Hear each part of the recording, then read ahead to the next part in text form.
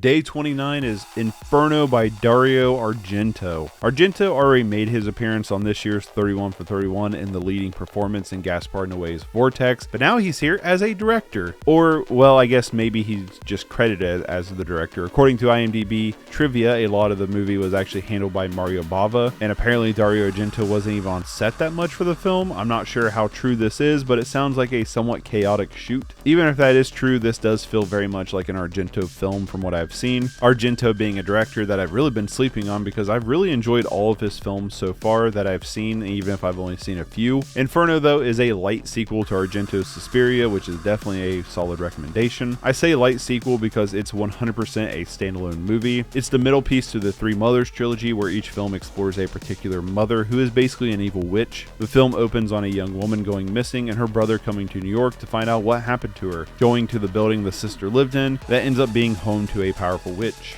The film is structured very similar to Suspiria, but what's interesting is that with Suspiria, the first half is a slow build that leads into a really fascinating ending. It's like the first part isn't that interesting and then the second part is amazing, and Inferno is kind of the reverse here. I found the first part to be really interesting, and once the film kind of reveals its hand, it becomes less interesting as it goes. There's a lot of great mystery building that leads to some good suspense. There's a really cool underwater scene at the beginning of the film, but when the film tells you what's going on, it kind of just sucks the atmosphere dry. The film spends so much time on building the mystery, building the atmosphere and suspense, that when it comes to fruition, that kind of all goes out the door. The film is lit with such vibrant colors that from a visual aspect, the film is pretty inspiring. There's something about Argento's films that just visually look great. There's some cool blocking and framing here as well, just a lot of eye candy really. The special effects are decent, but nothing too crazy. The performances are a mix of pretty good to pretty stiff. By far though, my favorite thing about the film is the music, in particular one song, Mater Tenebrorum, I hope I'm saying that right. That song slaps.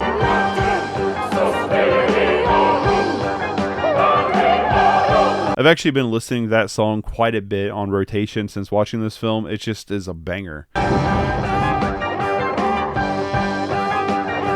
And by the way, when I talk about Suspiria and not enjoying the first half as much as the second half, I did find the first half to be interesting enough to get to that second half. They were building a lot of interesting things that just led to a really crazy and awesome finale, where here I feel like the ending, the twist or the reveal at the end of the movie is much less interesting than that first part. But I'm just trying to compare structurally what I'm, comparing the two, where Suspiria had the slower first act into the really awesome second act, where this film had the really awesome first act that led into a lesser second act. That makes any sense. So yeah, I really enjoyed the first half of the film. The thick building atmosphere mixed with the gorgeous color palette just pulled me into the mystery. The way information was being given allowed you into the headspace of the main character, which allowed you to get into the lead character very easily. I just wish it did something more interesting with the back end. I don't know, there's just something about the cover of this film that always made me want to check it out, and I'm glad I finally did. I need to watch more of Argento's stuff, and I'm giving this one a 7 out of 10.